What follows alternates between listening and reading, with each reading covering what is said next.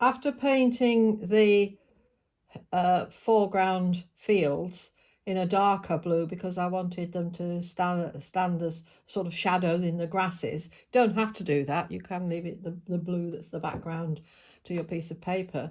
That I'm now mixed a little bit of the white with yellow ochre to paint in a bit of the path. So I'm just dragging this down to realizing while I've done that, I've probably made the path a bit wide, but I think my grasses will go over that. So I'm just using the filbert because it's a sort of soft effect I want. I think the next thing I noticed that the sky isn't really blue, but I'm going to work with the colour that I've already got, that sort of creamy colour, and touch a little bit of blue in it, just a small amount, lighten it up a bit, and then see about painting the sky. And I'm painting in a crossways fashion because I would like some of the blue texture to come through, or to come through as texture from the background. So at the moment, I'll paint it in like I'm doing now and leave it. I may go over it later because my paintings are always built up of layers and layers until I get the effect I want. So don't worry if it's not exactly as I want it to start with, because I know I can come back and work at it later. And I'm going to stroke that across. So I'll continue to do this until I've got the sky and then plan what I'm going to do next. Starting off with my cadmium yellow, because I don't have, it's better to have a clean brush. The other thing with the brushes is wash your brush in a lot of good clean water to get the different colours out of your brush. But when you come to paint, work with a dry brush, because this relies on the paint being quite thick. So I'm hoping now, if you can see, yes, you can see it, that it's much better. Now when I paint the colours, I know there's a bit of orange there, I couldn't quite cover it up, but it's not as transparent as it was before, and getting a much better result.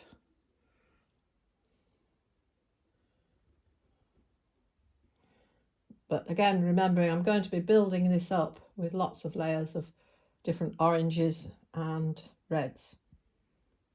You can't be skimpy with the paint in this type of painting.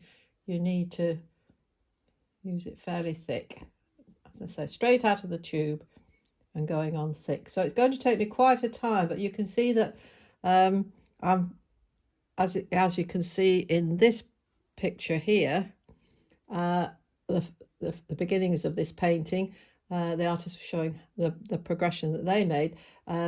The lines are slightly diagonal to follow the direction of the grasses, which we will enhance and paint in more detail later on.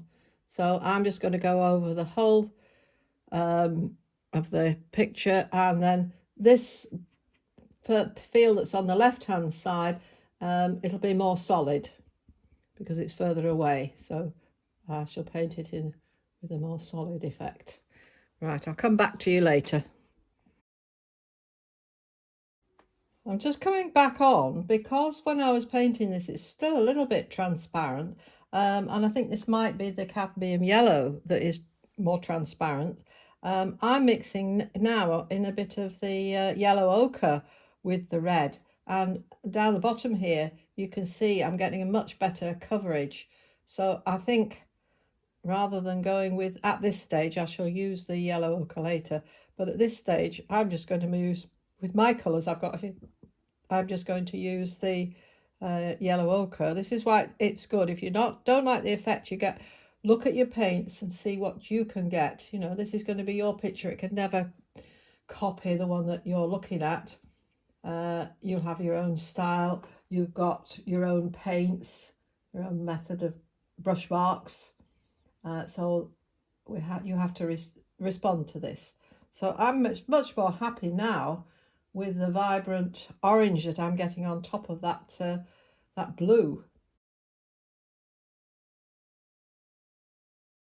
And using the colour that I'd mixed originally, which was mainly blue with a little bit of the red, the vermilion red, to give quite a dark colour. If you notice, those trees are quite dark.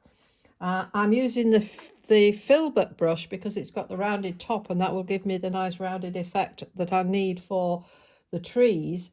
Not too bothered about the bottom of the tree because there's a hill in front of them, but I'm just trying to get an interesting arrangement of trees, not necessarily, but just looking at the original picture and just taking note of what there is that I could make use of.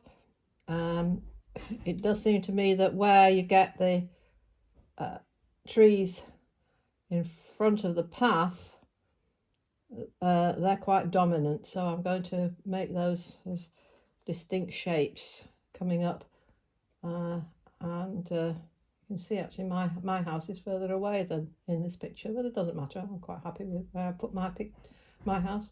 So I'm going up to the house with that line of trees. It seems a bit of a dark hill in the background, more like a hedge, I think, and going off there. So I'm going to let that dry and then see. But I have got some of this yellow, this lighter colour. It's a bit too light. What I'm going to do, rather new, is to warm it up and just add a bit of warmth now to the path. So you see, this path is going to be built up of lots and lots of layers, but I felt it was too cold at the moment, certainly in the foreground. So I'm warming it up. Maybe I've overdone it, but we'll see. So this distant field, which will have the same sort of grasses in it, but as it's further away, it's much darker. I'm going to concentrate on paint that in, and I need to get what I really need to get correct. So I've got to really concentrate on that, is to get that disappearing path going off to the left-hand side out of sight. And then what we've got here is this field coming down. So I'm painting it. Tend to paint if there are hills and rather like the sky, paint it in the direction of the movement. So I'm painting these hills coming along and down. Completely lost the shape of the house, but that doesn't matter. I can put that in over the top when I'm ready. Possibly this colour is a little bit light, but I'm leaving it at the moment, and it sort of meets up with that one there. I think I may find that I've got part of the foreground hill going over the top of that. Now I do need to cut out any light where this field meets a line of trees. That's quite a dark area there, so I'm pulling that straight along until it gets to the edge, like that. So by now, quite a way in, this is when I've actually blocked in, let's say blocked in, not finished, blocked in the shape of most of the picture. And maybe let that dry and just stand back and have a think about how I shall paint the house, where I shall paint it, and how I shall make everything else. So now that I've blocked in the most of the picture, I'm going to go over it now, redefine some of the shapes, the house, certainly the path where it disappears round to the left, trying to get some definition between the field behind it that's in front of the dark trees and the foreground. They obviously, I can see it needs to be a lot lighter and more vibrant, and some more detail in the house itself. So I'm going to carry on with that and also on